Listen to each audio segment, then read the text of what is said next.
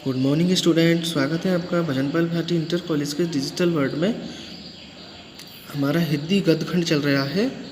प्रकरण है क्या लिखूं। लेखक है इसके पद्मलाल पुन्नालाल बख्शी। ठीक है नहीं, इसकी जो व्याख्याएं थी यानी पैराग्राफ जो व्याख्याएं थी मैंने आपको इस पाठ की समझा दी हैं, पहले समझा चुका हूँ। आज मैं इसकी जो व्याख्या है वो लिखित रूप में आपको लेकर के आया हूँ, वो ही आपको अपनी नोटबुक में बड़ी सुंदर हैंड राइटिंग में करनी है। तो सबसे पहले लेकर के आए हम कि दूर के ढोल सुहावने अवश्य होते हैं, पर क्या वे इतने सुहावने होते हैं कि उन पर 5 पेज लिखे जा सकें।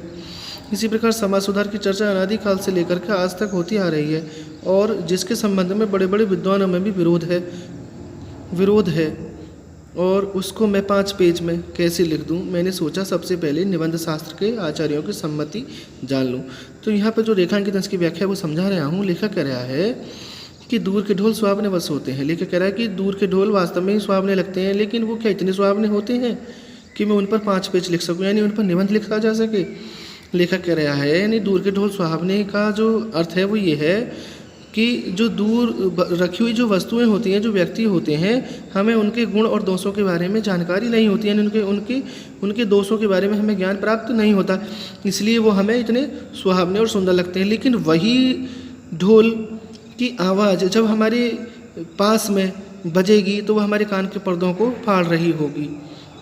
इसी प्रकार समाज सुधार की चर्चा अनादिकाल से लेकर के आज तक होती आ रही है, यानी समाज में सुधार की आवश्यकता पड़ती है और जो दोष हैं उनमें सुधार किया जाता है।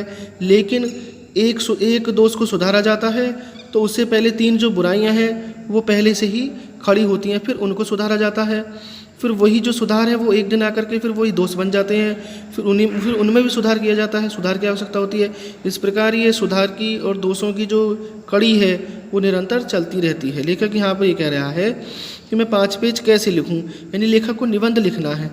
तो वो कह रहा है कि सबसे पहले मैं जो निबंध शास्त्र के रचयिता हैं उनसे सम्मति जान लूँ, उनकी राय जान लूँ। ठीक है, जो इसका पहला प्रश्न होगा वो ये होगा कि प्रस्तुत गद्यांश के पाठ में लेखक का नाम लिखिए। तो पाठ है इसका क्या लिखूं, आपको इसी प्रकार लिखना है। लेखक है पद्मलाल पुन्नालाल बख्शी। दूसरा प्रश्न होगा रेखांकित अंश की व्याख्या कीजिए। जो मैंने भी व्याख्या समझाई है आपको वही आपको ये हेडिंग डाल करके रेखांकित अंश की व्याख्या, ये हेडिंग डालनी है, उसके बाद वो व्याख्या आपको लिखनी है। और जो तीसरा प्रश्न होगा वो ये है कि दूर के ढोल का अर्थ क्या है। तो प्रिय छात्रों, दूर के ढोल यानी ये मुहावरा है। दूर के ढोल का अर्थ है कि दूर रखी वस्तुओं व्यक्तियों के दोषों का ज्ञान न होना, ये इसका अर्थ हो गया। ये 3 प्रश्न हो गए। ये जो 3 प्रश्न है, ये जो पूरा प्रश्न है ये समझिए, ये आपका 6 नंबर का होगा, 2-2 नंबर के प्रश्न होंगे। ठीक है नहीं, आपको अपनी उसमें नोटबुक में बहुत ही सुंदर हैंड राइटिंग में लिखना है। अगली वीडियो में मैं इसी चैप्टर की एक नई व्याख्या लेकर के आपके सामने प्रस्तुत होऊंगा। तब तक के लिए धन्यवाद।